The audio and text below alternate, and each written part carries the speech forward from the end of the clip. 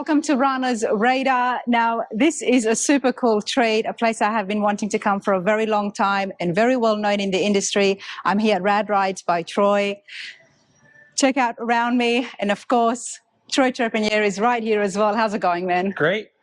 Glad you finally made it here, Rana, even though I didn't answer your phone call. I'm not very good at that. Oh. You were smart. You just showed up like you should, because I'm always here. Well, you know what I say, Troy, is I come knocking. And if you open the doors, great. And if you don't, it's not on you and it's on me. Sure. So, no, that's good. The persistence is good. Absolutely. I do appreciate it. You know, you guys are very busy, so I do respect the time. But I give out a few messages, a little bit of a heads up. Some people I haven't. Some people I've just knocked on the door. You were very good. I just didn't respond very well. No, you're fine. You're fine. With all the noise that happens here, I'm not surprised. Yeah, no. Most of you builders never answer the phone. Yep. We're pretty... I don't even want a cell phone, actually, but I'm forced to carry one. So. Well, you know, your friend told me, Bobby said that, Troy, he doesn't even have a cell phone, right? What are you trying to do? And I said, he needs to have a cell phone. Bobby's so far south, they have dial-up internet down there still. Okay, we're going to try and stay focused because I'm excited about this shop tour. I want to check out some of the awesome rides. But before we do that, I want to get to know you more and find a little bit about how it all began. Very well known, like I said. I mean, Rad Rides, it's right up there, award-winning cars. Tell me for yourself, how did it all begin? Well, the short story, I guess, is obviously I'm fifth generation in this little town. And my grandfather he lived just adjacent to the wall here on the property, and he was a pipe fitter. My dad we built this shop in '69. It was just a general automotive shop. So I kind of grew up around the automotive side, taking cars apart over here with my dad, and my grandfather was the guy that kind of brainwashed me into making nothing was ever good enough. And he was the guy in this little town, if you needed something welded, come see Johnny. And we made basketball poles, clothesline poles, and so I kind of got brainwashed in a one-car garage on it's never good enough. So it finally stuck. So, but I did sports and everything in school. I messed around here in the summer, but I played every sport in school. And okay, well, let's talk about sports for a moment. Yeah. What did you play in school? So we're a small town, so we didn't have football. So I played basketball, baseball. I did golf one year, cross country one year. So, and I didn't have the most talent, but I had the most grit. So I refused to lose. So I had fun, and it was more well-rounded. You know, a lot of my buddies are just car stuff, and they never were sports stuff. And so it was fun. And right out of high school, came work for my dad. I was working as a mechanic during the day, and then at night I was messing with my own cars. I did that for about 3.5 years, and then finally decided to give it a shot. And I didn't go to college, and my sister did. So my mom and dad built me a little 20 by 40 shop in the back of this building, and I kind of started playing around in there. And actually I had a lot of success early on my own cars. I had Hot Rod Magazine, back when Hot Rod Magazine had the top 10 in Car of the Year, was a big deal for us. And I had Hot Rod Magazine Car of the Year in 1990. I was 19 with my '60 Chevy. When you were 19 years old? Yes, I got lucky. It was a weird enough car, and I met Gray Baskerville, and he helped me a lot. And then '92, I built a '50 Buick, and that was Hot Rod Magazine Car of the Year also. And this was your very early build? Yeah, in my own cars, too. I did 3 of my own cars, kind of in repetition, and kind of showed that I was consistent. And in '94 I built a Rambler wagon for myself, and then kind of '95 I did a little project for Danny Jacobs. He owned our Ace Hardware in town, '39 Chevy that I grew up around, and we redid it and went over to Detroit to the Riddler show and participated in that. And I met George Poteet there. Okay. And I guess the rest is kind of history, but so I met George in '94, and we built the actual Sniper in '96 right here.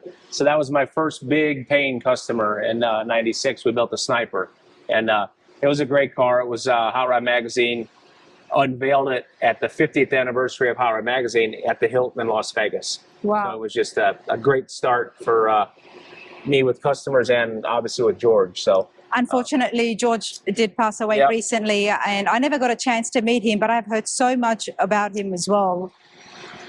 How did you get, when it was with George, what was his style more like? Well, I mean, you can see it right there. Yeah.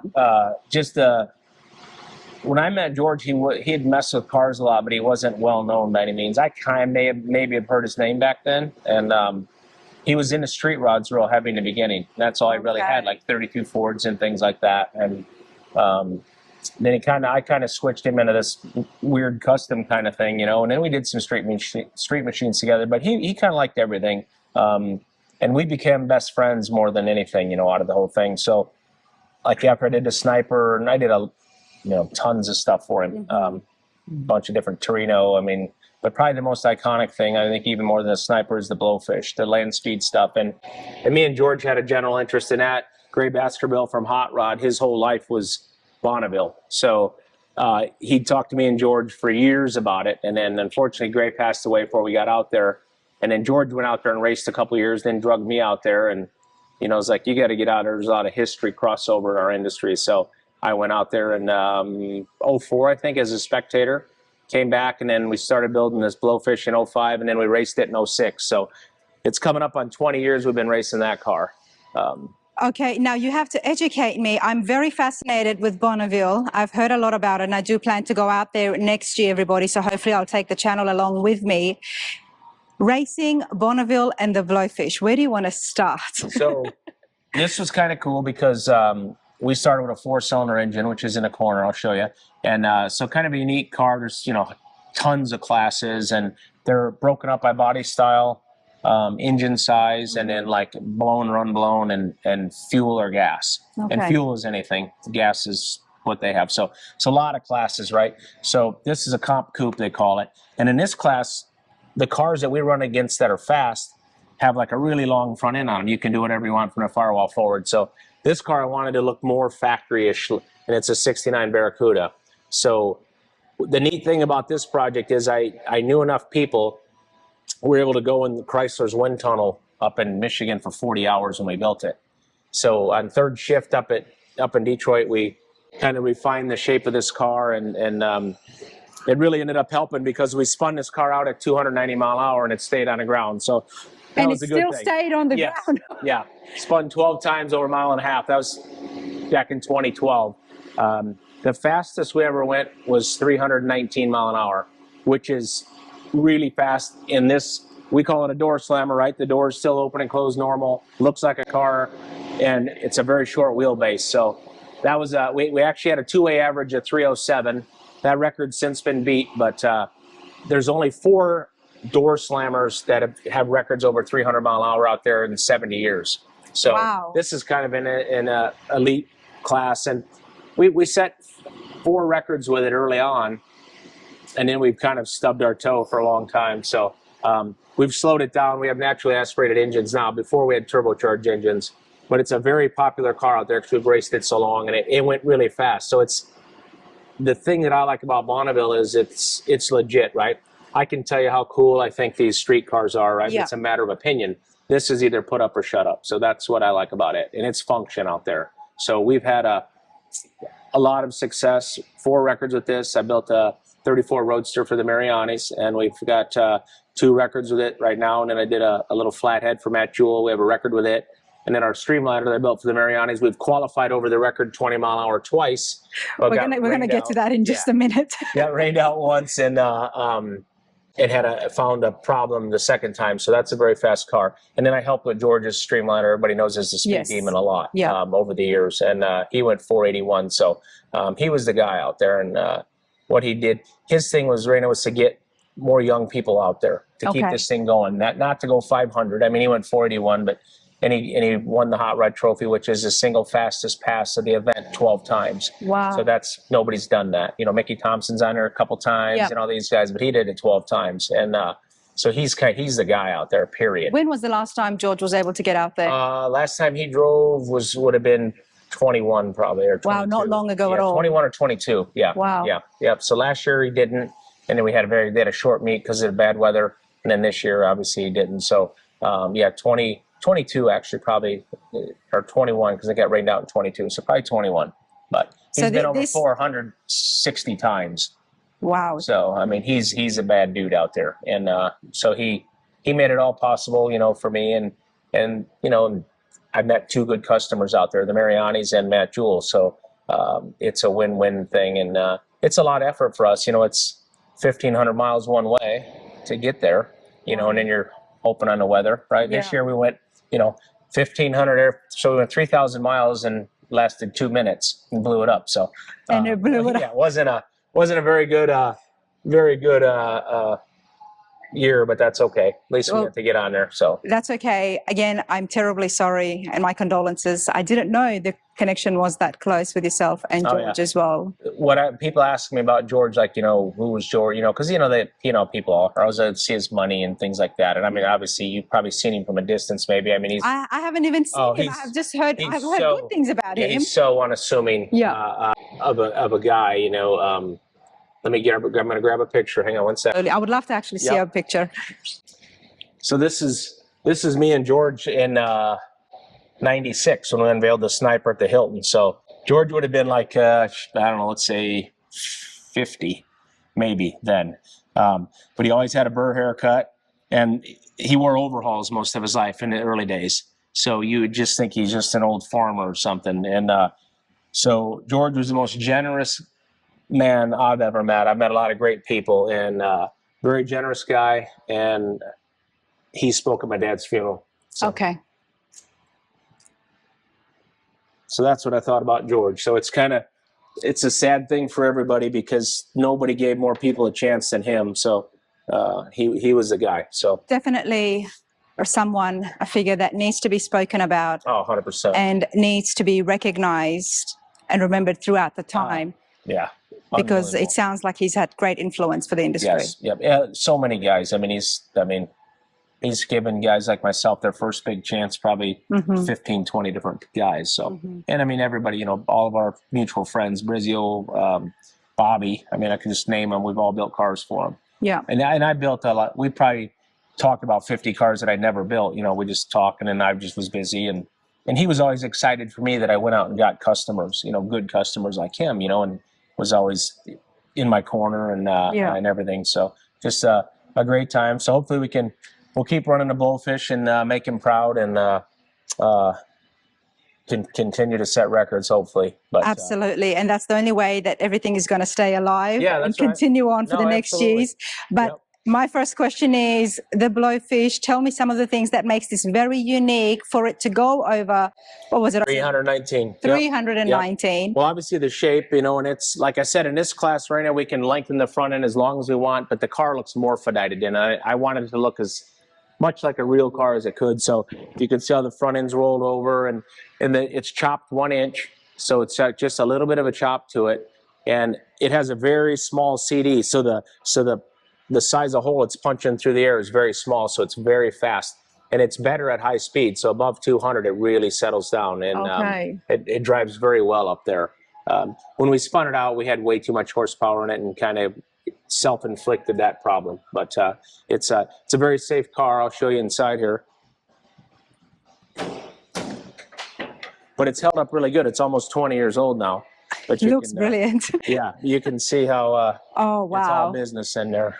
See, okay, this is why I'm fascinated with Bonneville, because from what I have heard, it's not really a car show in the sense where everybody and it's open to the spectators. Yep. It's more for everybody who's racing. And more than that, a lot of the builders are going out there to help fix and be at the pit stops. I want to be at the pit stops, by the way.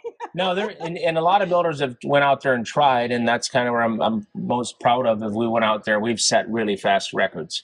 Wow. Because it's a whole different animal. And this looks like a whole different animal. Yeah. I've never seen anything like this before. And it's almost 20 years old, too. That's what's awesome. Wow. It's this trick, because again, it has a 7-speed air-shifted transmission. That's what the big pinball machine looks like in the center there. This is the first race car we ever built. Wow. And what's awesome, this was Hot Rod Magazine Car of the Year in 07 as a race car.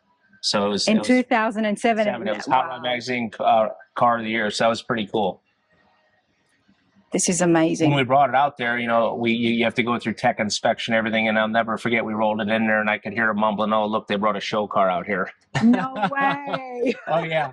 They were gonna educate. I'm a hillbilly from the Midwest. They were gonna educate us, but luckily we did well, and just a good car. And the Blowfish thing is a Barracuda, obviously fish, and the turbocharger, the blow thing. That's how we came up with Blowfish. But it's really, once in a while you'll name a car and it really works, and this really works with this Blowfish. I mean, deal. So we did the Blowfish, and we got the little flat top that George always had. So that's what that is. And how much does it weigh? Empty, it's 2,800, but we run it at 5,000 pounds. Weight's your friend out there. 5,000 pounds. Yeah. How do you go from 2,800 to 5,000 pounds? Lead. Yeah, there's lead everywhere in it. In the rockers, we have a bunch of lead in the back, in the front. So weight is like what you don't learn in the wind tunnel. Even though we know what we have in the wind tunnel, it's safe, and you keep it very low. So probably 70% of that 5,000 is only about a foot off the ground on this car. It's really low. So when it spun at 280, it just flat spun 12 times over a mile and a half. It never got unruly, unfortunately. Thank you. It's interesting because every time you think about race cars and going fast, light. Yeah. But because it's so powerful. And we're going 5 miles. Right? You still have to accelerate because the back miles come fast. Like when George is running 480, he's running a back mile in like 6 seconds. Wow. So, it's hard to accelerate. And this car, like when we went really fast, we were probably running like at the 4 mile, we were probably running 300. So we picked up 20 mile an hour in that last mile. We're already going 300 and we picked up 20 because now you're fighting all the aerodynamics and everything. So it's a little different animal. And the little engine in the corner over here is what we started a project with, and that's a little engine. Yeah, that's a 4-cylinder. So it's 179 cubic inch. You get it? But so much has happened to this. Yeah. So it's a really interesting piece. It's my favorite engine. It's a USAC midget block with a Pro Stock Hemi truck head, and so we had a lot of engineering, and we probably had almost as much engineering in the engine as we did the car when we built it. And this little engine made 960 horsepower at like 40 pounds of boost at 10,000 RPM. So what did you say you added on top? On the block? The cylinder head is kind of unique. It was off of NHRA had a Pro Stock truck class for a short time, and that's a cylinder head they made for that class, and then they discontinued the class. So there were some that they casted but never finished, so we took a casted head and finished it. So it's kind of unique. Very unique. It's a very cool engine. I've got a 55 Plymouth wagon that I own. That's an original car right now that I someday, if I ever have time, I want to put this in it. This is what that's going in there. Okay. This is a Hummingbird here. Nothing sounds like this thing. Right now, I'm just trying to get it enough pieces to get it back together where I can just have it in an engine stand. So like if you're here, we can start it. Okay. Because you've never heard nothing like that. I mean, I want to hear it when it does get finished. Yeah, it's awesome. And then it's more awesome than that one over there. This was the one that we went 319 mile an hour in. So this is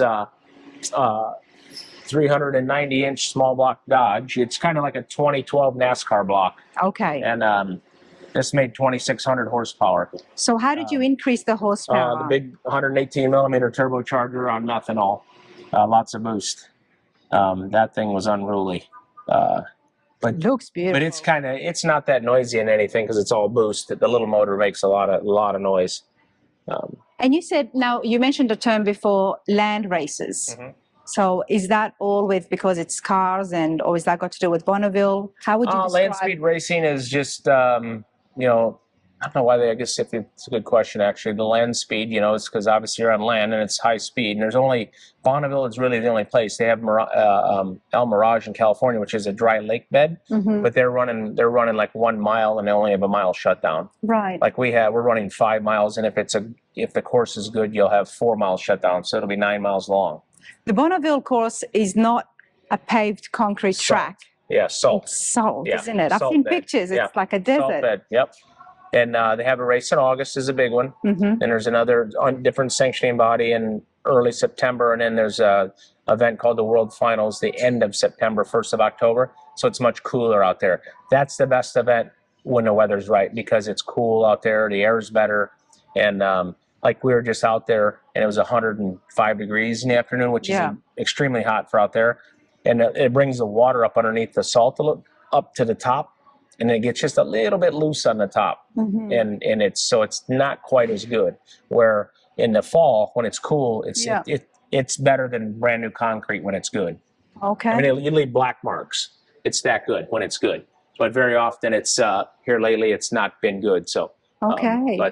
So it's kind of hit or miss. And then this is the Mariani streamliner that we built, which I met and I built the Model A for behind us. So they're both customers, and I built them a 34 Roadster also, Bonneville car that we've set 3 records with also. And this car we built about 10 years ago, and it's very similar to the Speed Demon. We built a lot of pieces for the Speed Demon also here, and then so they share a lot of the same things. Now, is this piston powered? Yes, this is just basically a small block. It's 430 cubic inch, but it has 1 off cylinder heads. This engine is about as efficient almost as you can get. It's 430 cubic inch and it made 1108 horsepower, naturally aspirated. So it's making 2.8 horsepower per cubic inch, which is max effort. And this one has real high compression. It's 16-to-1 compression. So I mean, it's super snappy and loud. Same transmission as the other car, so we run a lot of similarity on the pieces. But it's a very, very nice car. I was going to say somebody forgot their tray of baseballs. And you can see all the body alongside. So we might bring this out in a month and a half. So I was just like looking at seat belts and fire bottles because we have to keep them within a certain date. So I took part of the body off to check it out to see what's what. And it has its own lifting system on board, so to lift it up to get it on these stands and set it down, because it's only about 3/4 of an inch off the ground when we race it. And you can see these are the lifts right here, that they're hydraulic rams that go down and lift the car. It has a little bit of front suspension and rear suspension, just a little bit to cancel the frequency of the bumps more than anything. Now, is there a separate class just for the streamliners? Yes. Yep. Streamliner's its own class. Then you go through all the different engine sizes and the different fuels and blown and unblown. So same thing. But streamliner is streamliner, so it's one class. Then it's all the engines. The benefits of having a body like this when it comes to racing? Just aerodynamics. It's naturally aerodynamic, and it's got a really long wheelbase, so they drive well, right? Because if you get a little wiggle, it's spread out over long distance. You get a little bit of wiggle on a short wheelbase car, and it's kind of moves you can really feel it. These drive a lot better. And you can see how this is really pushing the small. You can see how pointed it gets, really tiny in the front. So it's piercing the air really nice. It's a really pretty shape. It's beautiful. We made the body out of aluminum, and the chassis is all chromoly. And we built this car start to finish in 6 months. In 6 months? 6 months from start to finish. There's a lot of work here, Troy. I mean, I'm not a builder, but we had a Lawrence machine the whole time, and then me and Adam were fabricating the whole time. And then at the end, the rest of the guys jumped involved. So yeah, there's lots of pieces and parts. That's a rubber skirt. That way, if you hit the little high spot, it'll just kind of skip over it. But we're literally about 5/8 of an inch off the ground with the skirt when we're running, so it's super low. It would look beautiful out there really pretty. It's long and very, very nice silhouette on this car. Yeah, it's a good car. So these are a lot more work to run than than a normal door car. They're bigger, more pieces, more panels, because you're always checking things. And but this is beautiful, and the fact that you guys did this in 6 months, not to mention that engine, but it was a lot of massive effort. Because we decided to do it in the events. There's only 3 events, so you either get it done or you don't. So otherwise it's next year. So we got it done. We got out there. And it was great. We just had sealer on it. We didn't get it painted, and it rained out. Oh.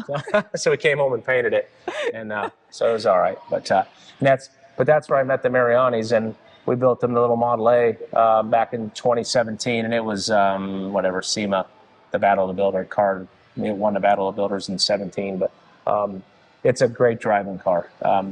Mark, they live up in Sacramento, and they're almond and walnut farmers.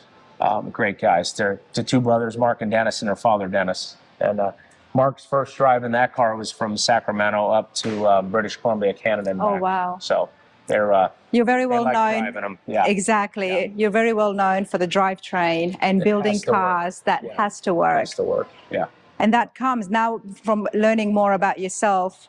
It comes from one mechanic background. Yeah. That's huge. But also with the racing, you got to have something that's going to work and drive well. It's got to work. Yeah, it either works or we're not doing it. That's just the way it is. But you are doing a lot of things here, Troy. Yeah. And we do a mixture. Obviously we do the Model A with the race cars. This is a nice 66 T-Bird that we're building for a good friend of ours, Jim Bridgewater. That's just the body just cleaned up a lot. It's not heavily modified, but just a very in order very in order car. Very, very nice. It's got a big block Ford in it, and it'll have all nickel trim on it, so it'll have a really, really nice look. And a set of our wheels that we make, kind of big 18-inch hubcap looking wheels, sitting nice, but not obnoxiously low. As a youngster, was mechanics, but then you started playing around and making beautiful custom cars. A lot of that changed when you meet the right people, right? Okay. That means customer and your help. You know, the better your help gets, because I'm a street machine guy. I mean, this is more my cup of tea, right? Like the street rod stuff, I never really studied it or nothing, but as you get better guys working for you that know more, like, you know, Adam is the most talented guy I've ever seen, hands down, in our industry, period. And he's got a very good eye for design, no matter what it is, and especially on these older cars. And we do a lot of cars for West Rydell that are more artsy-fartsy, I call them. They're kind of... I learned that word from you. Yeah, they're a different feel, you know. So the most awesome thing, though, is like let's just say we're somewhere and you had both these cars there. Mm-hmm. The most impressive thing to me is the same guys built these two cars. Right? Yeah. It ain't like, you know, because a lot of guys are in our industry are very good at a certain thing, right? Where, I mean, the same minds or creativity built both these. So that's what I think we're most proud of is diversity, I guess. And I guess Absolutely. that's kind of where the Rad Rides name originally, because I kind of liked a little bit of everything. Which is why I guess your street rods come out looking so fine, Yeah. is the fact that they do have that. Like I told you last time I was with you, is the slant. The way you look at it, it looks like it's speeding down the road. Yeah, this car is a great example of that, the shape of it. And this car's a 7 to look at and a 10 to drive. I mean, it just drives well. Because these normally don't drive that well, but it's all torsion bar suspension and things that we did to make it actually Torsion bar suspension, no idea, but we are going to find out, because I want to find out and let the people at home know as well, is what makes it so good. And now you're talking about the suspension. Yeah, well, it's shocks and suspension and stuff. Hey, how's it going? Chief. Chief? Much. Chief, this is Raina. Hi, Brandy. Close enough. Nice to meet you. You ain't the owner of the shop. Paint shop. I met Chief, oh boy, I bet you 40 are in the place. 40 years ago I met Chief. Right by his mom was bringing him to the bar. And we'd kind of take care of him on the weekends. So. Oh, nice. It's so nice to meet you. So we have a chassis dyno here. A lot of shops like ours don't. So we're able to strap the cars down and tune them, the race cars and the street cars. So we can chain them to the floor and run them through the paces and tune the engine and check the drivetrain and everything. So it's a pretty handy tool to have. Like even the streamliner, we put it on one roller. I can take the tail off and take the panel out of the wall, and we put it on the roller, just on one of them, and we run that on the roller. It's pretty awesome. So. And again, that speaks of the fact that you are so big on having the functionality of it. Yeah. Because like that, if we can test the drivetrain out on whether it's the Blowfish or that, we're not waiting in line out there, and we waste a day because we're waiting in line. Oh, it didn't work, and you got to come back. It saves a little bit of trial and error. But this is a product that we sell. This is hands down the best thing that I've ever found in our industry. So this is a Bosch electric power brake unit that is on probably 25 different new cars. What they do is just change the master cylinder, like whether it's Honda or a Tesla or Chrysler, they all use it. And we were having such a hard time in our industry in the aftermarket getting something that really worked well that you could actually stop the car with. Okay. You know, so I was getting tired of working on this stuff every day because our customers are driving the cars and it was always hit or miss how well it worked and this and that. So is that with are you comparing it to the ABS systems? Yeah, the electrical or hydraulic stuff. I use them a lot, and they were leaks, and we kind of re-engineered a lot of the vent system on that, but it was just, when it worked fine, but it was becoming like we were working on that stuff once a week on different cars that we had done. So we needed to look somewhere else. So I got a bunch of units. We started looking. We found this one because it actually looked pretty good. And then we figured and out, it's small and compact as well, which is what we all want. We figured out how to use it in the aftermarket, right? So this is 4 wires, and then we make the wiring harness, the fittings, and the reservoir, and then It's electric assistance. It's only 4 wires. It's very simple to wire, and it's still mechanical through. So like if you cut the wires, it's just a manual brake still. Okay. It's not magic. But this thing is it's like any new car you drive. When you're driving it and you put the brakes on, you're not thinking about it. You're not thinking, is it going to stop? Can I slide the car? Can I panic stop? Done deal right here. Solves every problem. I don't care if you missed on the geometry, or I don't care what you have on all 4 corners. I could outstop you with 4 drum brakes with this, versus if you had those big carbon rotors and those giant calipers in the wrong power brake system. I could outstop you with drum brakes on this car with this. The best thing I've ever found in our industry as fixing a problem is this right here. And all the builders that put it on and they actually get it on and they go drive it and they figure out that it's kind of tunable. Depends if you want sensitive or how you want the brake pedal to feel. You can kind of tune it. You can tune it. Okay. The only complaint we've ever got is this stuff's too good. Yeah. Too sensitive, right? So there's ways of slowing that down, right? Yeah. All my customers are older and they need to be able to panic stop. Yeah. If it won't slide the wheels, it ain't leaving here. Yeah. Yeah. And that was hard to do before. Now it's easy. So very, very, very good unit. So that's that's a big. Most of what we're selling right now are things to make stuff work better. We do a little bit of cosmetic stuff, but the majority of it's so it works better. That's kind of what we're gearing it towards. Absolutely. Well, I do appreciate that because, I love coming out here to the hot rod shops. You guys are working on these cars day in and day out for decades.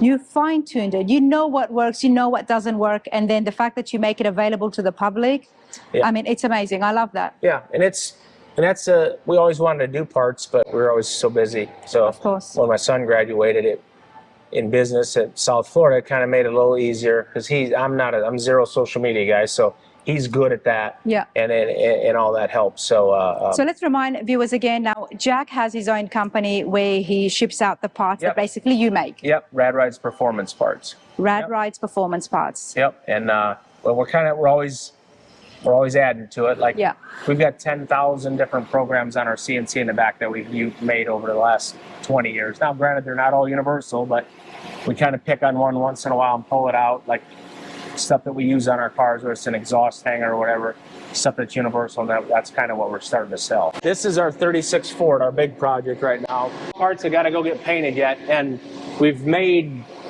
everything you're looking at. This goes on top of the 3 throttle bodies on the engine. So a lot of effort in all these pieces. So this is all stuff that's got to get painted yet. Then these are things that we've already powder coated, and the pulleys that we made all these, and then I had them nickel plated and brushed them. So we're just kind of getting all the parts prepped so it can go back together. Obviously, we made exhaust. These are 3D metal printed out of Inconel. So these are super trick. So we designed these in the back out of a sketch, drew them 3D, printed them in plastic, made sure they fit, and then had them printed in Inconel, which a lot of people are starting to do 3D metal printed stuff. Yes. But this is Inconel. This is high heat. This is like aircraft. This is made to glow and go cold. Thousands of cycles and never crack or warp. So this is a really, really trick piece. So it's That's not very common. People are trying to do it, but it is a big thing to be 3D printing in metal. Yeah, yeah. And in a lot, like, oh yeah, we do that, we did. And until you try to say, well, I want to print this in Inconel, and that separates the men from the boys. I mean, that's 1 out of 100. Yep. To do it in one piece. I mean, you might be able to do it in pieces, but I mean, it's a whole nother animal. And I'm not really sure. It is. I'm not really sure why, because the metal printing's dust and it's lasered. So that's just Inconel dust. So what's the deal? But whatever it was difficult to find somebody to do those that nice. But is it a different machine altogether? It's just bigger, maybe. But I think a lot of them. Some of them, maybe the entry-level machines, maybe they can't do Inconel. I don't know. But this was an aerospace company in Colorado that made these for us. Wow. And then we machined. We put the holes in them and planed them and did things back here. But they're super trick. But this is all these parts are for our 36 Highboy that we're building, which is our best by a mile. Now, the funny thing that Troy said before, I turned the camera on. I mean, I'm loving that Model A. Just look at it. It's awesome. Even just standing here, it looks beautiful. Yeah. But then this man tells me that he's building something. Well, That's even gonna Mark, make that even look Mark, like, you know, Mark owns the car and he loves it and I love it. Yeah. And I show him pictures of this 36 and it's just killing him. I mean, because this 36 we're building is a high boy, which Ford never made a high boy in 36. So Yep. that's kind of the X factor, right? Some guys have taken the fenders off of 36 and tried, but they don't look right. So this thing's completely reproportioned and built. A lot of guys build stuff from scratch, but like we built the hinges, the radiator, the steering column, Let's get the over door there. handles. So Let's all get the over there. pieces I want to and parts. see this. So we'll have to go down to the body shop to show you the body, but I'll show you some more pieces of that car in here. Okay, where are we now? So this is our fab shop. So we do everything here, and at the other new building that I bought. The only thing we don't do is chrome plating. Okay. So we're putting powder coating in. So we do everything else: upholstery, machining, build the bodies, do the paint, chassis dyno, four-wheel computer alignments, whatever. We do everything. So like these are the seats that for the 36. We got them. Adam got them foamed up. So what's neat about these is the same guy that built the body does the upholstery. So we built the seat frames, and it's all springs. It's not plywood. So it's a much nicer feeling seat. So we Adam built the seat frames, did all the springs, and then shaped the foam. So they're ready to start patterning for the leather. And then The right people on board for somebody to be able to do fabrication and interiors. Yeah. Yep. And that's what this whole table is, and the sewing machine is underneath the thing at the end there. And we fit, like we already made like door panels and stuff, and that's what Adam's doing right now. Like this is a little door panel that we made and clipped and fit already. So this is a pocket that's going to be in the door that'll open up so you can have storage. And he's forming all the trim and stuff so it looks correct to the car. So the 36 you're building completely from the ground up. Yep. You're not using any aftermarket panels or. We didn't make the tires, the engine block, the transmission case. Other than that, we made the rest of it. And you even make the radiator as well. Yeah, we get a core, we make the tanks, we do all the welding of the radiators here, the door hinges, the door handles, the steering column. I mean, a lot of the weirdo parts that you would normally buy, we made them also. Did you say the weirdo parts? Weirdo. I love having a chat with you. This is Okay. So this is Adam. This is his Adam. project. How's it going? He's the mastermind behind this project. This is the top. Hey Adam, can we pick this thing up? Yeah. So this has a removable hard top that he made out of aluminum. You can see the workmanship. So the outside is going to get covered directly in canvas, and then the inside is going to have a bowed headliner in it. That's what the bows are. So it'll have like a 60s era kind of bowed headliner in it. So Adam, you do this work and then you also do the interiors and upholstery as well. Yep. What's good? Where on earth did this man find you from? He was So wandering very around common. Kansas chasing tornadoes. Yeah, right. But what's awesome about this rain is like when you do everything at the same place, and even when you have the guys doing, like he's building this and he's got to cover it, right? So he's thinking of all the tack strips in here and how to finish everything, you know, and that's where the end result is so much better. Oh, absolutely. You know, if he could make the top and then you send it to a upholstery guy and his hands are kind of tied too, right? Because all the provisions aren't there, and that's why this stuff's so much better. Oh, of course. Trying to save myself in the end. Yeah. Yep, absolutely. No, I can see that to have But one you can person. see how nice the work is, right? So we're going direct to canvas with this thing. Wow. And the way these are laid out is like if this top would actually fold, that's how the bows would have been. Wow, yeah, I can see that. And then this will be covered in canvas too with a little bead. So it looks like a real top from a distance. So there's a lot of lift off tops, but you know, they got chromy trim all over them, they're modern, and they don't have the detail like this in it. And this is going to be a high top. Yeah. High boy. So yes, high boy. Yep. Okay. So here I'll show you a picture here. So building something from the ground up, I'm going to pick your brain, Adam. Sure. You don't have a manual like, you know, the GMs, you know, there's a track for my 72 seat. No, He's got one at home. He doesn't share it with anybody. we can do whatever we want. It's a lot easier for us than you work. Is that easier? I mean, how do you make sure that what you're doing is all going to fit right without Well, a manual? Or... that is the difficult part. I mean, when we're making all of it, one piece fits with the next piece, but the difficult part is trying to think through 10 steps, 20 steps Yeah. down on, okay, this needs to be in place so that we can do that step once you get that far down the road. So like Troy was talking about with that top tack strip, like where the headliner actually attaches to, where the staples hold it in, putting that in place, I have to make the framework of that top hold the tack strip, and then the garnish molding gets painted and covers all the staples up in the end. So you have to think through all those steps as you're putting it together. And part of that just comes with being around cars in general and knowing how they've gone together from the factory. So that when we're creating it from scratch, we're sort of emulating the same process. A lot of people in the industry now utilize 3D scanning. But you have to have something in order to 3D scan. You guys don't have a 36 eyeball sitting in the back. No, but we have a 3D scanner. But And in our case, we utilize that technology. Like when I built the car, the cowl where the windshield is going to attach, we were making posts for the windshield, and so we used the 3D scanner to scan the cowl that I had made. To make sure that both sides were symmetrical, and then we built those posts, and Lawrence modeled them on the computer, but we used that scan of the cowl to make things symmetrical, of course. Made sure that the posts were laying back at the same angle and that sort of thing. So we utilize the tech. Our kind of thing here is we have all the technology and we utilize it, but we don't want it to drive the design at the end. We don't want you to know that we used any of that when it's done. And that whether that's the shape of the parts or how they're finished. You know, we made all this suspension and stuff on this car is all machine here. But when it's done, hopefully you walk up and there's not very much of it that you can see that looks that way.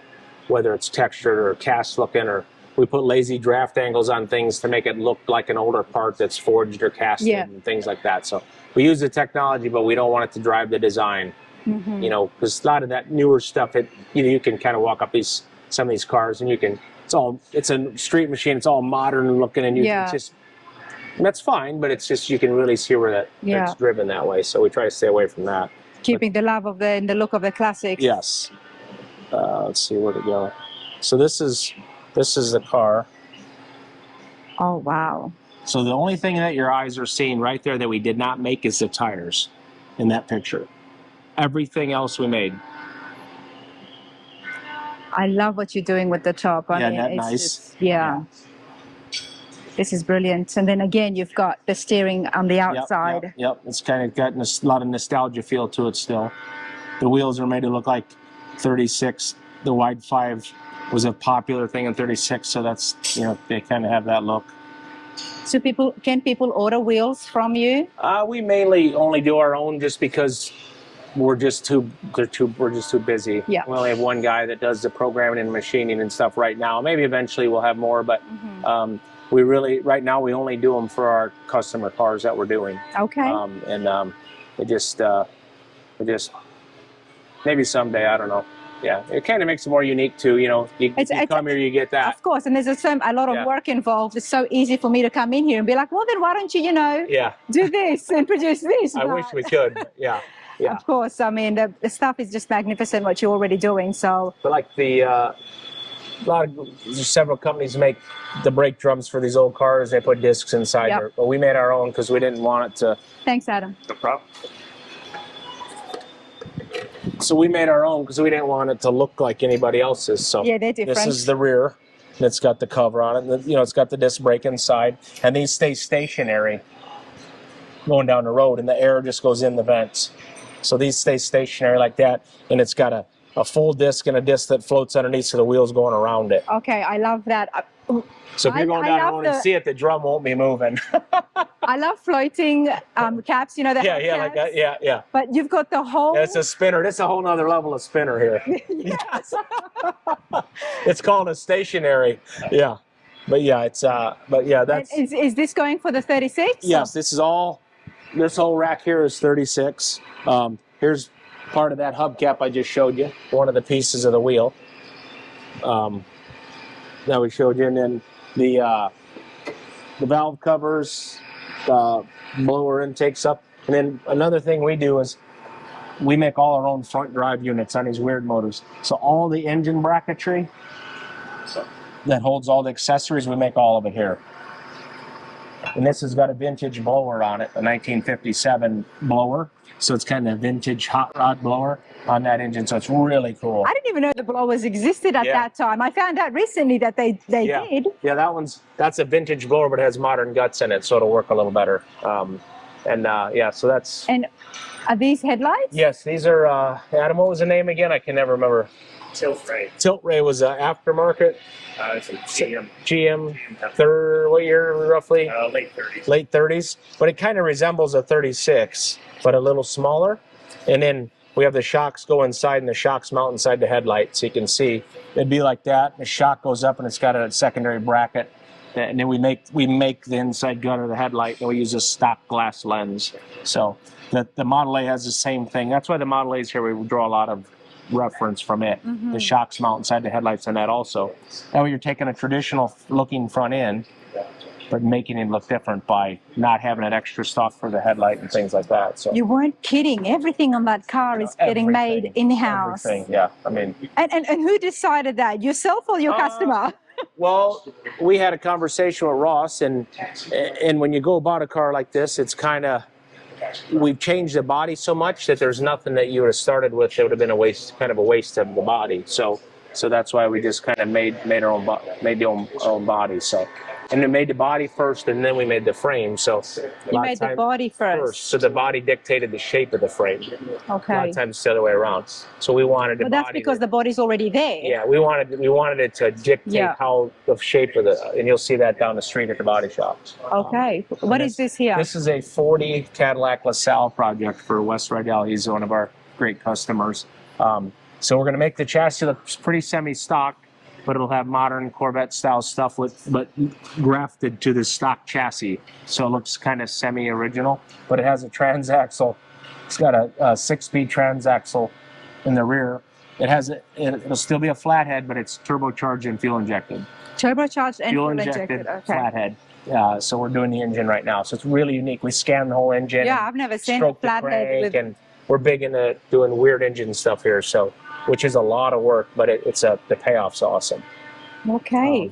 And is this the drive shaft? Yes, it's inside of it. See, so the transmission's in the back instead of the front. So so we hear transaxle. That's what it is. That's what it means. Okay, because the transmission and the rear end is together. Okay. Yeah, you can kind of see it. That's what it means by transaxle. Like on a Corvette, that's how they're done the new ones because of packaging, right? So otherwise, there'd be nowhere to sit in the car, basically. So this is kind of unique. So it'll look like it's a 40 LaSalle convertible, fairly stockish looking, but it'll have some pretty cool drivetrain. And Bowler Performance made the transaxle? He buys the parts, but then he redoes all the insides of it for me. Every transmission, whether it's a manual, automatic, I don't care if it's a flywheel shield, everything comes from Mark. I call Mark, this is what I'm doing, and I let him, he's the brains of the operation when it comes to that. He's definitely brains, I okay. met Mark a long time ago, and he's the go-to guy. That's one thing I don't need to learn about. I know when he sends it, it's right. And then this is a car that we built for the same guy, Wes Rydell. These are some of the wheels, Raina, that we built here. These are 5 years ago. So this is based off of this is based off of, I believe it was 40 Oldsmobile, which this is, this hubcap. And then these are decals. So we machine these, and then we put decals in there instead of paint, so they hold up better. And then this is a 2-piece wheel. Then we machine the globe out of brass, that Oldsmobile rocket globe. Yeah. That's how they screw on. These screw in. And so it's like a 3-piece wheel? Yeah, 2-piece. So 2-piece. You got the outer, and then the back half bolts to it. And that we make a lot of these big hubcap looking wheels for most of our customer cars. And this car is a 40 Oldsmobile 4-door. Oh, wow. It has 65,000 miles on it. 65,000 miles on it in 5 years. So that's the type of customer we have. And this is the Roadster shop chassis. It's a great, the interior is kind of almost this color. And you said decals hold better. Yeah, because if that was paint and you start power washing it, it's hard to hold an edge. So we take the same program that we drew the thing on, and we send it to our decal guy, and they cut them out, and we just stick them on. And on this one, we even cut in a little bitty line all the way around them.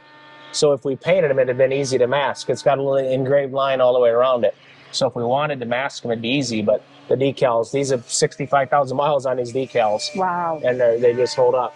And then Casey's it had a CTSV Cadillac rear end in it, and Wes kind of has a heavy foot.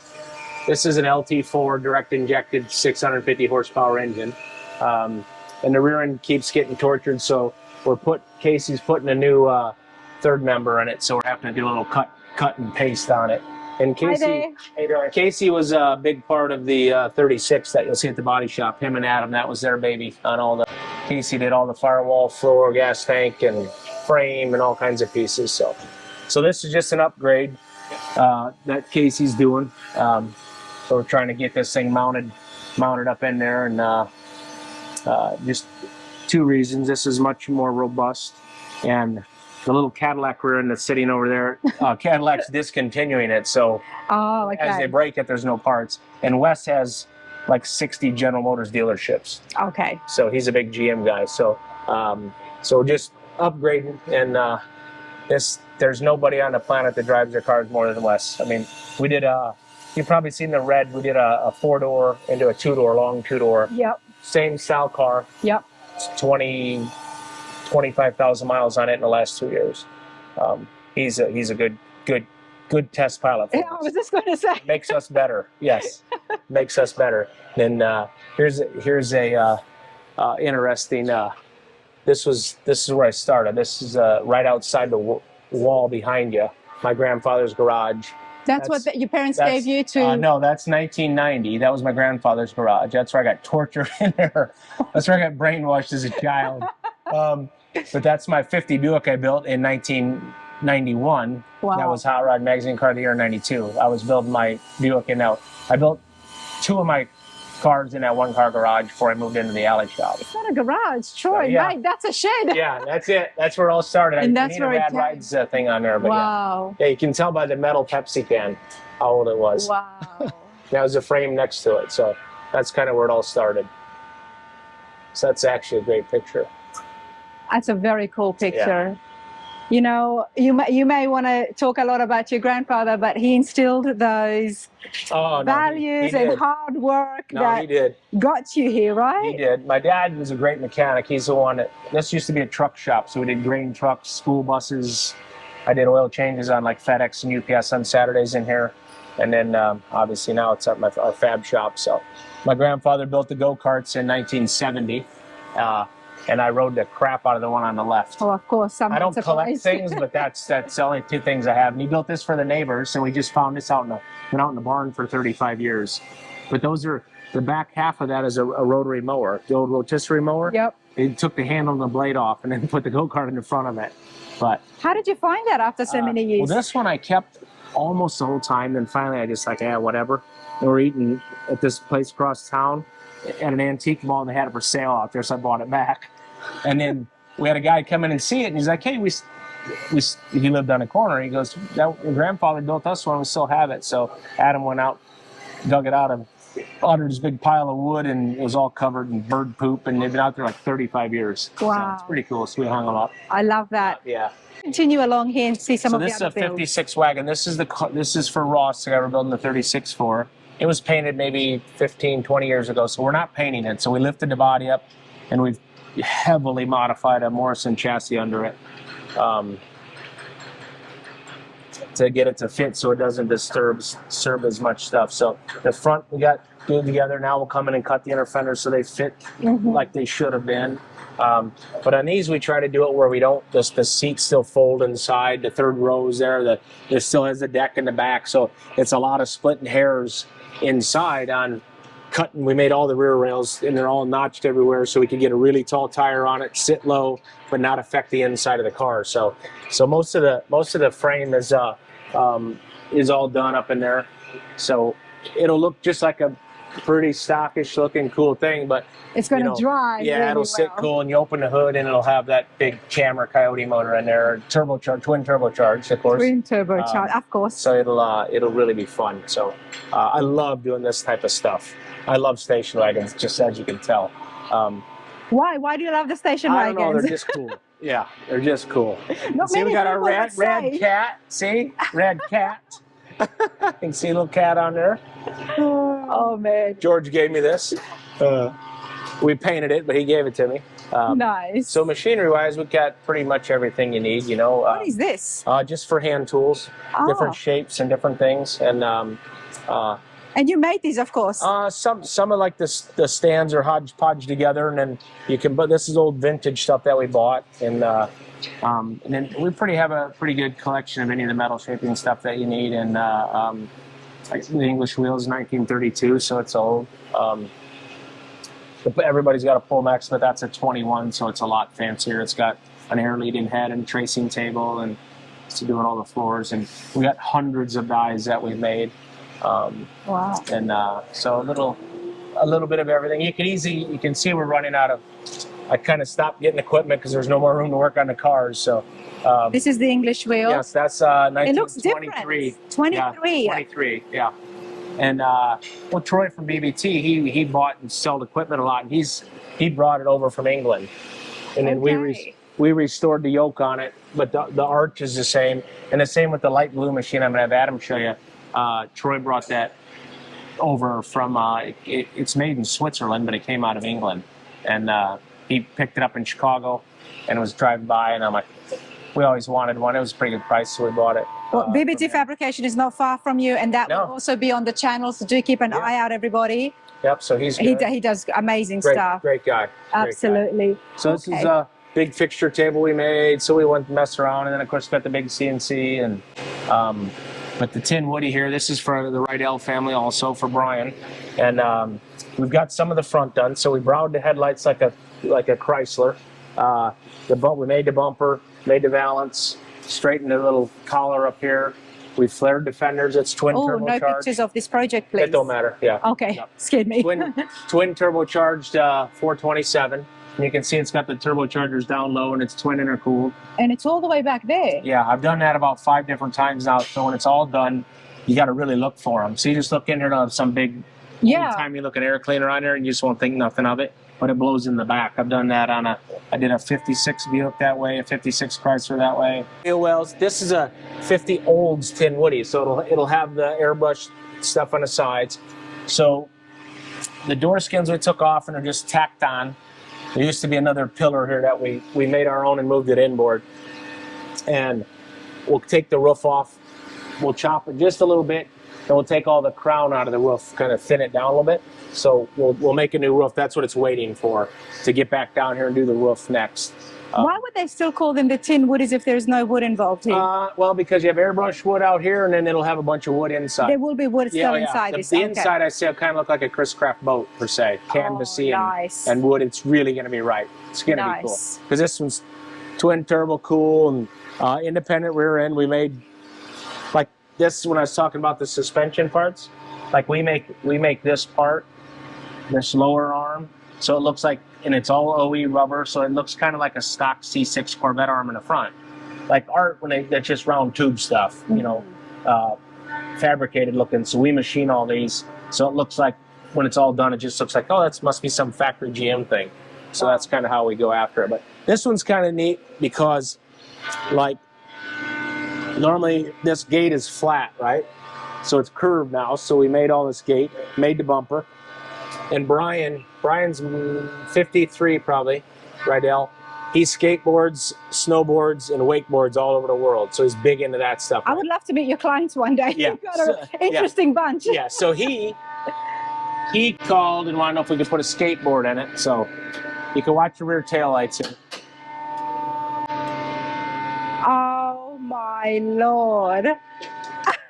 So that's in case you're hauling plywood so you don't get rear-ended.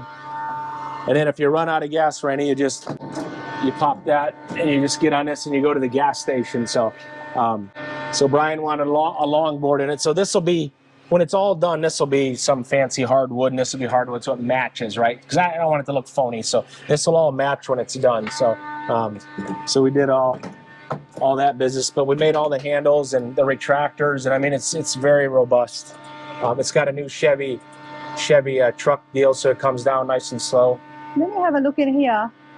That's the fuel. That'll be the inside of the fuel tank you're looking at right there. Why has it got those? The baffles, so it doesn't slosh around. Yeah, and they'll have a rear air conditioner on one side and batteries on the other, and I call it the treasure chest. They'll have a trunker chest like from the 30s in between the Oh, I wheel love wells. it. Like that's permanent, but it will kind of hide the stereo and stuff in it. But it'll be real ornate looking and things like that. So it's really like once the roof, cut the roof off, do the roof, like the garnish moldings will be all hardwood and stuff. It's really going to be something.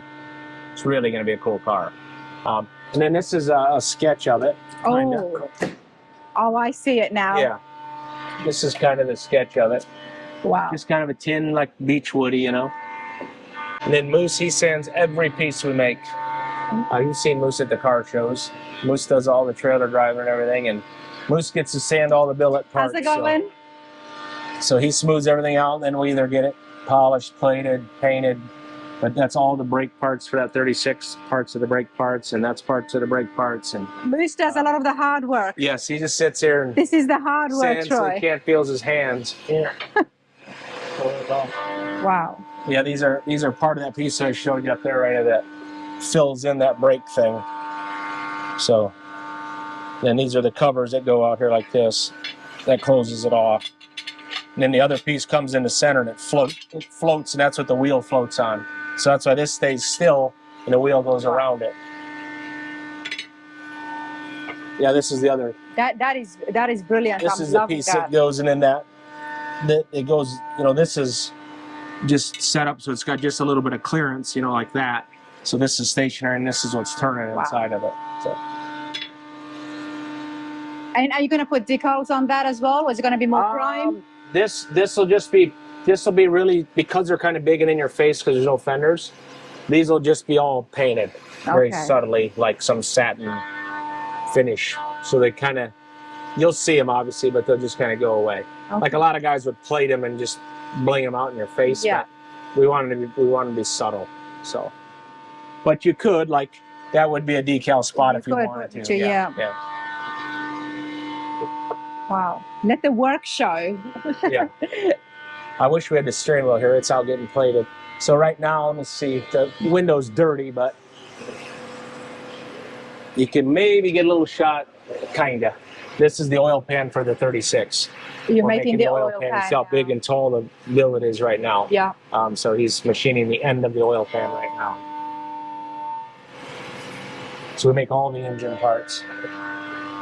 Troy, throughout working here and being amongst all of these, have you learned how to use the new and later models? I can talk about all of it. Okay. I'm just a welder. Okay.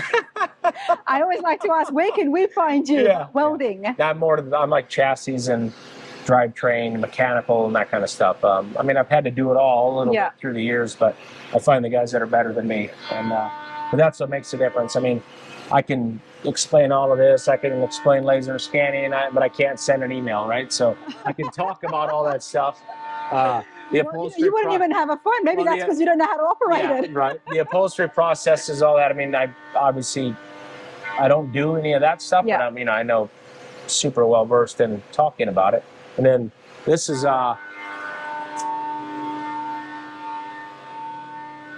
Lawrence does all the 3D design, and he does the laser scanning, 3D drawing, and then we got another machine back here. Hey Lawrence, can you pull up the oil pan for the show, Raina? Raina, this is Lawrence.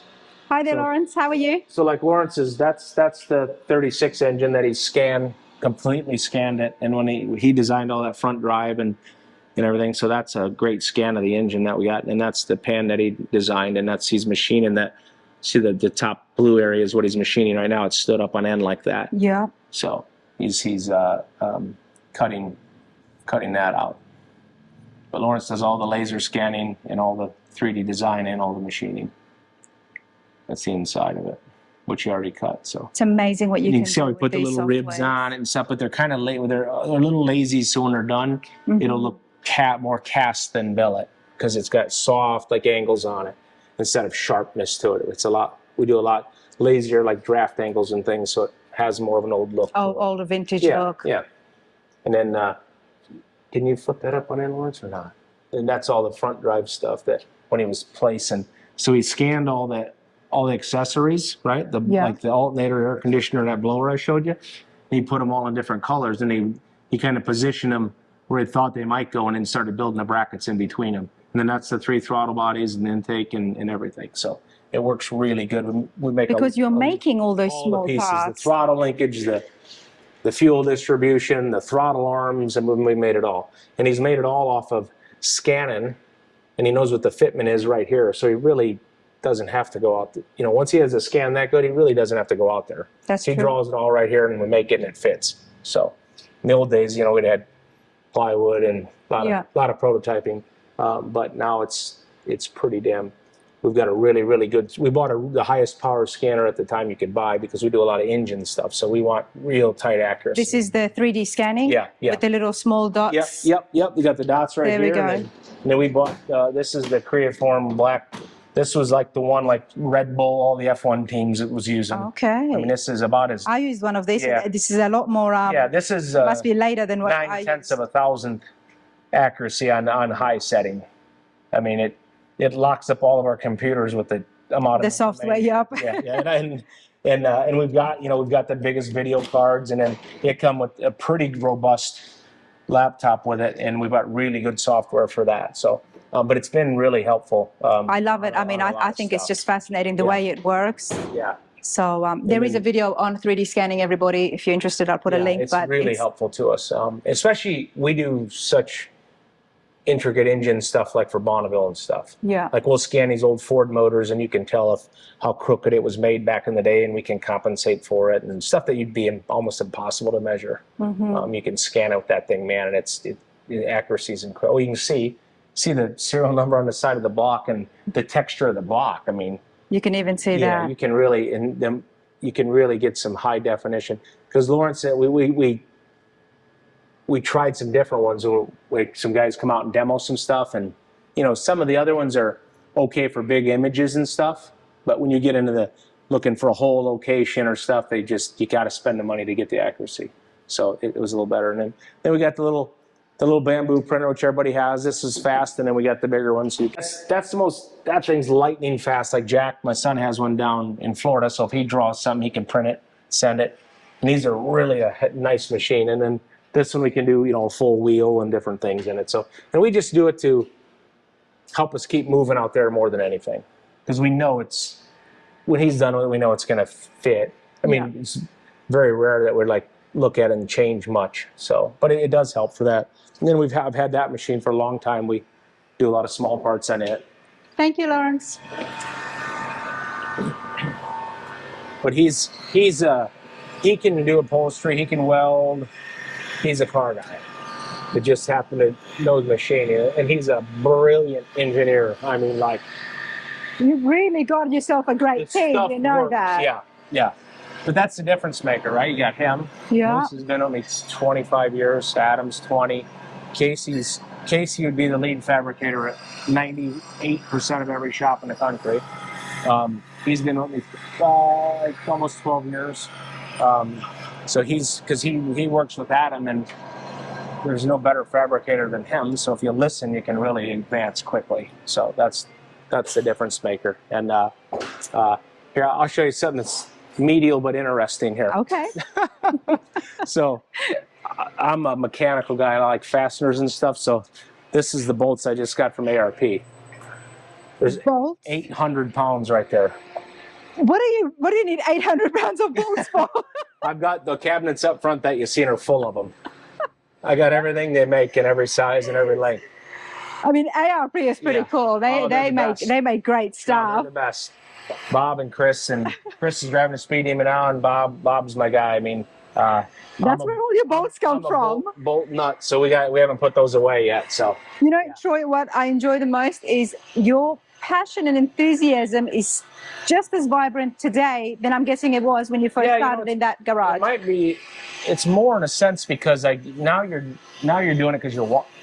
I mean, I've always done it because I love doing it. Yeah. But I'm not doing it to. I don't know, I'm doing it because I really enjoy it now. Yeah. It's not a deadline. It's not a got to meet the bill. It's not like shit. I hope we can pay that. Yeah. We've climbed that hump. Luke, say hi to Raina. I think you met her. Hey, yep. This is son, Luke. How's it going? Good. How are you? Good to see you He's again. not even in uniform, Raina. Yeah. But no, it's fun because we get to, and the customers are, man, we got the right ones. I mean, if there's a Hall of Fame customer list, I got it. Yeah. I mean, I just do with Wes and George was my first big guy. Wes Riddell, Mariani's, Ross Meyer. We're doing a wagon, a 36-4. Roger Ritzow, Matt Jewell. I mean, we're really lucky to have those guys because they know. And my guys have a relationship with all of my customers.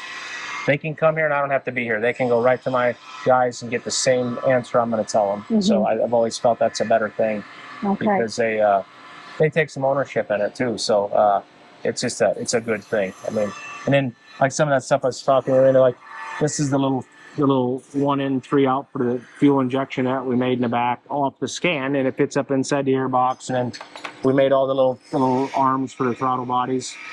You could have so much fun with those machines. Imagine all the things you could make around the house. If I had more power, yeah. Or if I knew how to run them, we wouldn't be making any car parts. The shop would look a lot cooler.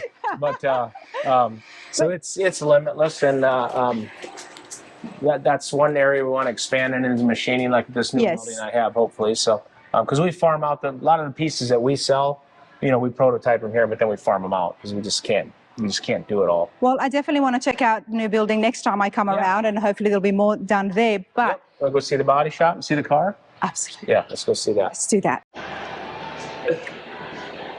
I think we had them. This is a steering column that we're selling also, which is very fitting to those little cars. You can see how tiny it is. It's got a little tilt on it, so we're selling those now. So. The tilt steering columns. Yep, little tilt steering column. So it's got a manual tilt on it. It's got a turn signal switch on it.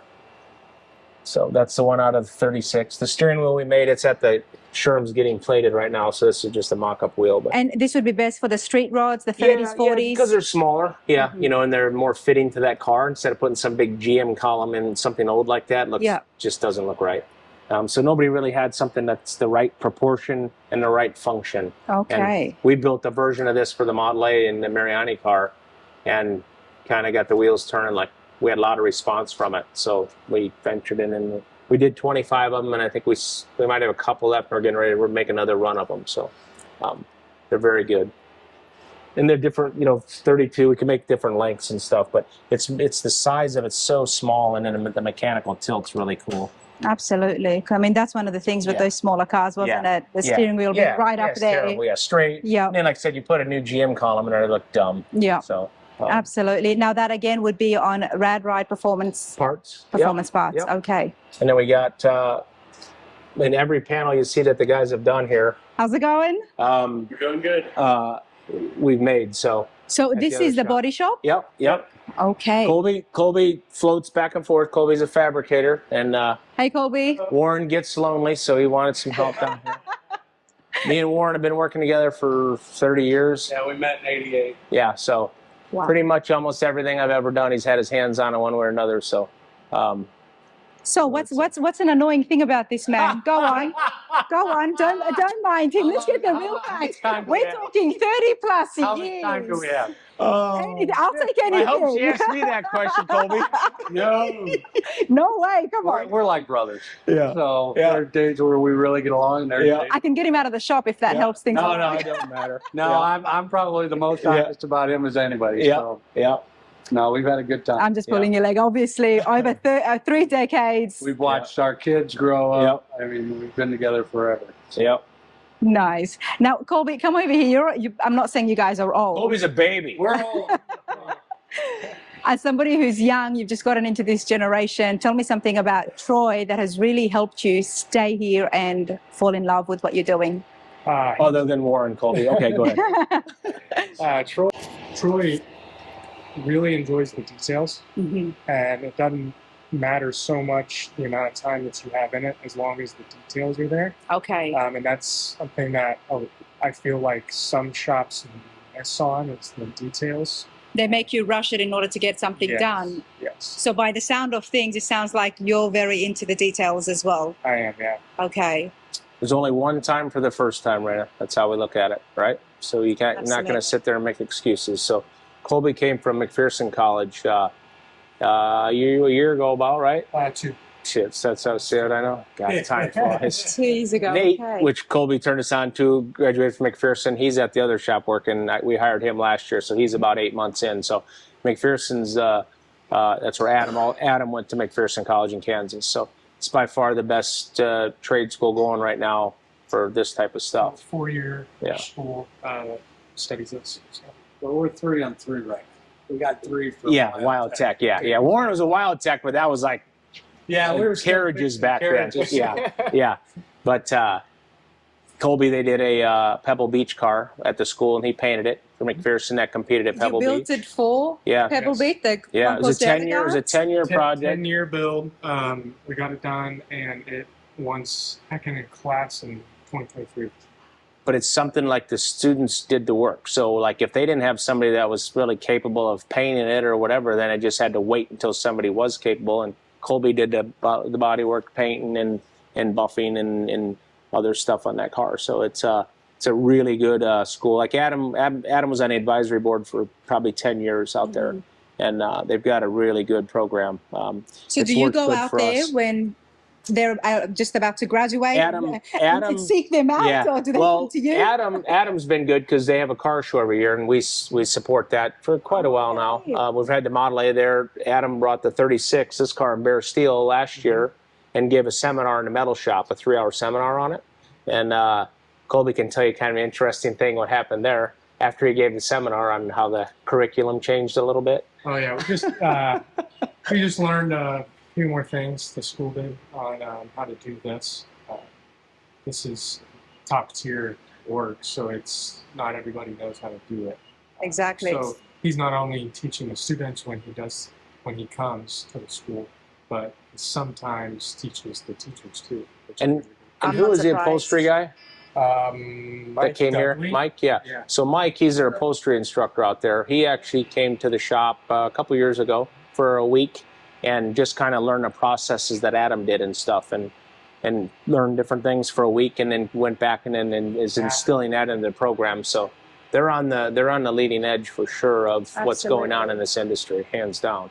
And they teach the history of the automobile and a lot of well diversified. I see a big difference in that student from McPherson. Nothing against Wild Tech, but what was coming from Wild Tech, it's a different, because that's a 4-year. It's a four-year university. Yeah. It's a bachelor's degree. Bachelor's. Yeah. Still get your maths, your sciences, your writing courses, all that stuff. So you become maybe a little bit more well-rounded. Than a traditional trade school. That's amazing. And Colby's from Houston area, and so we sorted him out, and he came here, and Nate's from Texas also. So, but Colby was good because he was there, and he's like, hey, if you're looking for somebody, this guy's pretty hard worker and stuff. So it gave us an in there, and then Adam being on the advisory board for a long time, we probably missed on a lot of people because we didn't check for a while. But like when we called looking for somebody, out there, and then Colby, he met Adam out there and everything. We check up on, he's the right guy, and you just get the best students. Get the best I love that, and it's fascinating because it's always good to see the employees and who's here. Oh yeah, because the cars speak for themselves. Oh yeah, this is where it all starts. This is a group effort. Any of those guys will tell you. It's you take one cog out of the wheel and it changes. So. Not one guy I can toot anybody's horn, but it's everybody working on it together. And I love the fact that you are so involved. You're very involved with that. You go out there and you support them as well, and then you get graduates to come in. So I love that. It's not like, you've been doing this for so many years, I'm only going to get the older guys. Right. No, let's give the students a chance. We're getting older, and that's where, I got all these guys been with me all that time, and they're good, but we need some young enthusiasm too, right? We still have it. Yeah. But we need some young enthusiasm, and like Colby had some different skill sets that he learned on buffing that we hadn't done yet, so we instilled that on the T-Bird or the Camaro, and we're learning every day, you know, and so it's everybody win thing, But the young guys, we need them, And Austin, we have another. He's a little older, but so I hired 3 younger guys here in the last 3 years, which love that. It's made it more fun, It's new guys to pick on and have fun with and everything. But one thing you so like to do is pick on people, which is why I try to come and hassle you. Yeah. But that's what makes it good, because we have the customers to do it right. Yeah. And you can take somebody like Colby that has a good skill set and is willing to learn, and you got a guy that, whether it's Warren, maybe a trick down here, but being able to work under Adam down there, or Casey, or whoever, it's. But thank You- God for you those take customers that. as well. Can we just put it out there? Oh, Thank yeah. God for those customers building these high-end show cars, because if they weren't doing it, I wouldn't be able to go out there and check out the cars. Well, you none of wouldn't be it's able to have a necessary. job, and this culture would not continue forward. right, Like you said, it's not necessary. Now we don't take it for granted, because obviously everything we do none of it's necessary. We ain't saving anybody's life, But luckily there's a hobby industry, and and we can do something for all of my customers are hands-on guys. Yeah. They know what we're doing, what it takes, why we do it. I don't build stuff for guys that just have money that don't understand it. That's not my customer, because you're going to sit there and explain all this to them. It's just, I don't want to do that. So we have very educated customers, and that's why it works. I mean, they appreciate what we're doing. And even the customers out there or potential clients looking at these hot rod shops, even if you don't have a mechanical background, one of the reasons I do the shop tours is to give everybody an idea of what happens here, the amount of work, the minute details that's involved, which is why it does cost. And like you said, you don't have to do it. Yeah. So in a lot of the shops in our industry, they can make stuff look pretty good, but it doesn't. Personal opinion, it doesn't work that well. Yeah. So hopefully that's where we're a little bit different. The miles speak for themselves, so, right? Yeah, it does. I mean, the miles Wes puts on himself, Yeah. But is the body? Is it? Yeah. Raina wants to see it. Yeah. So it's all fiberglass. Thanks, Colby. So here's the wheels. And what's kind of unique about them is we machine the backside. They're all one piece. So we'll put a textured finish on here so it'll look like it's cast. So you'll see that brake drum thing we made in here. And then when you look in the background, it'll look like the wheel's cast. So it's not just some smooth wheel on the back. It's got a little bit of detail. And then that hubcap I showed you goes in there, and it kind of layers out. And we got some really bitchin' emblems we had made. The heater been on in there? Love the look of the drum brakes. Oh, good. Come on, Raina. We'll get you sweaty in here. Let's go. Oh, wow.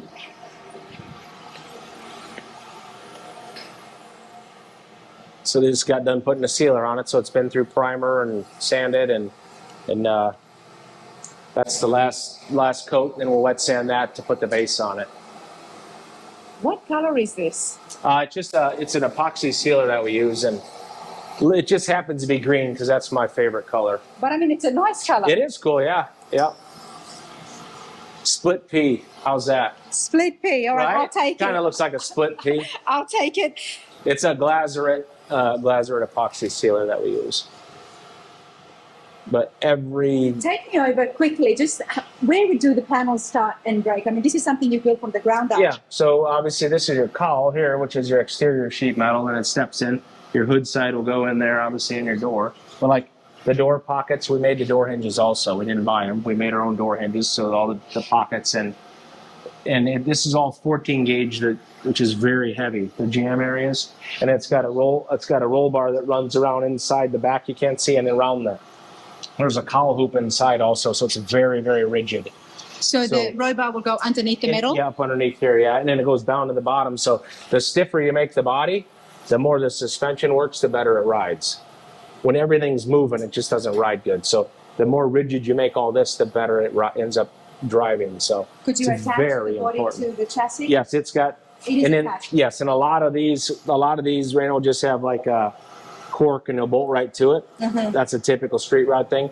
We've got 14 body mounts on it. He's turning the heat on for us. Why would he do that? It's hard. So this has 14 rubber body mounts, so it's super rigid, but it does isolate a little bit. So it's a little nicer, but yeah, the workmanship on this body is just fantastic. So now what we'll do is when this cools off later today or in the morning, we'll bring this to the other shop. And then we'll bolt a couple braces in here. Then we'll pick the body up and put it on a rotisserie so we can turn it upside down and do the bottom. And then we'll set it aside. Then we'll take the chassis apart and get it set up to bring it back down here like Monday or Tuesday. And we'll body work and do the chassis, get it back down, or then they'll get back to the body. That way we can start assembling the chassis and stuff. Wow. So it'll go pretty quick because we had this car about 98% together. Okay. I mean, everything, the computers in it, the plumbing and wiring, and So when can I see it? We'll have it. Well, we're going to have it at Pomona in January for the Roadster Okay, Show. yep, I'll be there. It's the 75th anniversary. Yep, absolutely. So, it'll be prime time there, and it's really going to be. We've generated a lot of excitement by bringing it around in steel a few times. Well, that's the thing. So, you're definitely no stranger to the Grand National Roaster Show. So it'll be nice to bring it back and show it complete. But it's a really, really awesome. I think Bobby had mentioned this. You took this in bare metal? Yes. That's right. Yep. That's right. He actually said, wait till you see that. Yeah, it's really something. Yeah. Oh my God. Everybody, from my footsteps to your screen, I'm just having a fabulous day. Troy, this place is awesome. It's good. We're lucky. We're only getting better too. We're just getting warmed up right now. You ain't seen nothing I love yet. that. I love that. I love that because you know what? We got one coming. We got two coming after this, and that'll just knock your socks off. I've just stepped into this industry, and none of you can go anywhere. It's as simple as that. It's good. We want to see more stuff like this. We want to see exactly where the industry is going and some of those awesome products that are getting made. But Troy, thank you so much for your time. You're welcome. It's been an absolute pleasure. Thank you.